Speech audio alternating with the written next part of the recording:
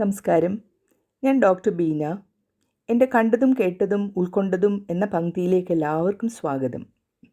ഇന്നത്തെ എപ്പിസോഡിൽ വ്യക്തികളിലെ നല്ല വ്യക്തിത്വം എന്താണെന്ന് നമുക്ക് ചിന്തിക്കാം. നല്ല വ്യക്തിത്വം എന്നത് വ്യക്തിയുടെ ആചാരങ്ങളും ആത്മാവും സ്വഭാവവും എല്ലാം ചേർന്നുള്ള ഒരു ആകെ നിലവാരമാണ്. ഒരു വ്യക്തിയെ നമ്മൾ നല്ലവനായി അംഗീകരിക്കുമ്പോൾ അതിൻ്റെ പിന്നിൽ ഇദ്ദേഹത്തിൻ്റെ ചില ഗുണങ്ങളാണ് നമ്മെ ആകർഷിക്കുന്നത്. അതിനാൽ നല്ല വ്യക്തിത്വം എന്നത് പല ഗുണങ്ങളുടെയും ഒരു കൂട്ടായ്മയാണെന്ന് പറയാം. സത്യനിഷ്ഠയും നന്മയും ഉള്ള പ്രവൃത്തികളിൽ ഏർപ്പെടുക എന്നതാണ് നാം ആദ്യം ചെയ്യേണ്ടത്. മറ്റുള്ളവരോട് ആദരവോട് പെരുമാറുക, അവരുടെയും നമ്മുടെയും മാനം സംരക്ഷിക്കുക, സ്വന്തം വിജയം അഹങ്കാരമായി കാണാതെ താഴ്മയോട് പ്രവർത്തിക്കുക, ഇവയൊക്കെ ശീലമാക്കണം. സഹനശീലതയും സമചിത്തതയും ജീവിതശൈലിയാക്കണം. കഠിനകാലങ്ങളിൽ പോലും ശാന്തതയും മനസ്സുദാര്യതയും പുലർത്തുന്ന സ്വഭാവം ഉണ്ടാക്കിയെടുക്കണം.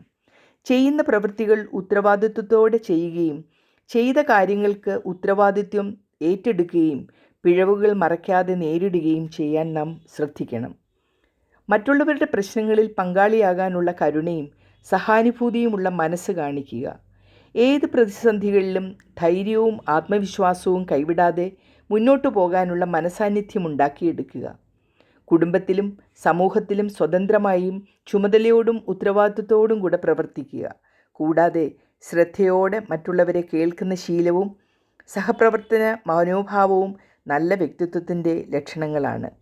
ഒരാളുടെ ആശയങ്ങൾ അംഗീകരിച്ച് സംഭാഷണത്തിന് വഴിയൊരുക്കുക എന്നത് വളരെ ശ്രമകരമാണെങ്കിലും അഭിലഷണീയമായ ഒരു സ്വഭാവവിശേഷം തന്നെയാണ്. നല്ല വ്യക്തിത്വം എന്നാൽ സ്വയം അതിജീവിക്കാൻ മാത്രമല്ല, മറ്റുള്ളവർക്ക് വേണ്ടി ജീവിക്കാനാകുന്നതിനായി മാറുകയും സ്വയം മാറുകയും ചെയ്യണം. ഒരാളുടെ വാക്കുകളേക്കാൾ മഹത്വം അയാളുടെ പെരുമാറ്റത്തിനാണ്. അതാണ് ഒരാളുടെ വ്യക്തിത്വം നമുക്ക് പറഞ്ഞു തരുന്നത്.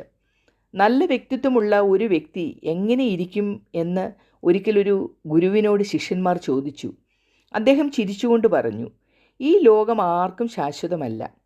അപ്പോൾ ജീവിതത്തിൽ നാം എങ്ങനെയായി തീരണം എന്ന് നിങ്ങൾ സ്വയം തീരുമാനിക്കണം. എന്നിട്ട് 4 ഗ്ലാസ് വെള്ളം മേശപ്പുറത്ത് വെച്ചിട്ട് ഭാണ്ഡത്തിൽ നിന്ന് ആദ്യം ഒരു കല്ലുകൊണ്ടുണ്ടാക്കിയ ഒരു കുഞ്ഞു മനുഷ്യപ്രതിമ ആദ്യത്തെ ഗ്ലാസ്സിലെ വെള്ളത്തിലിട്ടു. മറ്റൊന്നിൽ ഒരു കളിമൺ പ്രതിമയും ഇട്ടു. അടുത്തതിൽ പഞ്ഞികൊണ്ടുണ്ടാക്കിയ ഒരു കുഞ്ഞു മനുഷ്യപ്രതിമ ഇട്ടു. അവസാനത്തെ ഗ്ലാസ്സിൽ കൽക്കണ്ടം കൊണ്ടുണ്ടാക്കിയ ഒരു പ്രതിമയും ഇട്ടു. എന്നിട്ട് പറഞ്ഞു, നോക്കൂ, ആദ്യത്തെ കല്ല് പ്രതിമ വെള്ളത്തിൽ ഒന്നും സംഭവിക്കാതെ കിടക്കുന്നു. അത് ഒരു തരത്തിലും സമൂഹത്തിനോട് പ്രതിബദ്ധതയില്ലാത്ത സ്വന്തം കാര്യം മാത്രം നോക്കുന്ന ഒരു കൂട്ടരുടെ പ്രതീകമാണ്. മൺപ്രതിമ വെള്ളത്തിൽ അലിഞ്ഞ് അതിൻ്റെ മാലിന്യം കൂടി സമൂഹത്തിൽ പരത്തുന്നു. അത് മറ്റൊരു കൂട്ടം ആളുകളുടെ പ്രതീകമാണ്. അവർ സ്വയം ശരിയല്ല എന്നതിനുപരി സമൂഹത്തിലേക്കും അവരുടെ തിന്മകൾ പരത്തുന്നു. പഞ്ഞിപ്രതിമ ഗ്ലാസ്സിലെ വെള്ളം വലിച്ചെടുത്ത് വീർത്തിരിക്കുന്നു. അത് നമ്മുടെ സമൂഹത്തിൽ കാണുന്ന മറ്റൊരു വിഭാഗം ആളുകളുടെ രീതിയാണ്. കയ്യിലുള്ളതൊന്നും ആർക്കും കൊടുക്കാതെ കിട്ടാവുന്നതെല്ലാം കൈയിട്ട് വാരുന്ന രീതിയിൽ ഉള്ള വ്യക്തിത്വമാണ് അവർക്ക്.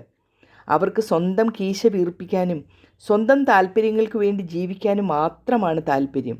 അതിനിടയിൽ മറ്റുള്ളവരെക്കുറിച്ചോ താൻ മൂലം മറ്റുള്ളവർക്കുണ്ടാകുന്ന നഷ്ടങ്ങളെക്കുറിച്ചോ കഷ്ടങ്ങളെക്കുറിച്ചോ ഒന്നും അവർ ചിന്തിക്കുന്നത് പോലുമില്ല. എന്നാൽ കൽക്കണ്ടം കൊണ്ടുണ്ടാക്കിയ പ്രതിമ അതിൻ്റെ എല്ലാ സത്തയും സന്തോഷവും എല്ലാം മറ്റുള്ളവർക്ക് പങ്കിടുന്ന ഒരു വ്യക്തിത്വമുള്ള വ്യക്തികളുടെ പ്രതീകമാണ്. അദ്ദേഹം വിശദീകരിച്ചു. അവർ തങ്ങളുടെ ജീവിതം മറ്റുള്ളവർക്കു കൂടി സന്തോഷമുണ്ടാക്കുന്ന രീതിയിൽ ജീവിച്ചു തീർക്കുന്നു. അതുകൊണ്ട് നമുക്കും നല്ല വ്യക്തികളായി ആ കൽക്കണ്ട പ്രതിമകളെ പോലെ ആയി തീരുവാൻ ശ്രമിക്കാം. ഒരു കോളേജ് അധ്യാപികയായിരുന്ന എനിക്ക് ജീവിതത്തിൽ ഇതുപോലെ പല സന്ദർഭങ്ങളും കാണാൻ ഇടവന്നിട്ടുണ്ട്. അതിൻ്റെ അടിസ്ഥാനത്തിലാണ് ഞാൻ ജീവിതത്തിൽ കണ്ടതും കേട്ടതും അതിൽ നിന്ന് ഞാൻ ഉൾക്കൊണ്ടതും നിങ്ങളോട് പങ്കിടുന്നത്. അടുത്ത എപ്പിസോഡിൽ കാണുന്നതുവരെയും നന്ദി, നമസ്കാരം.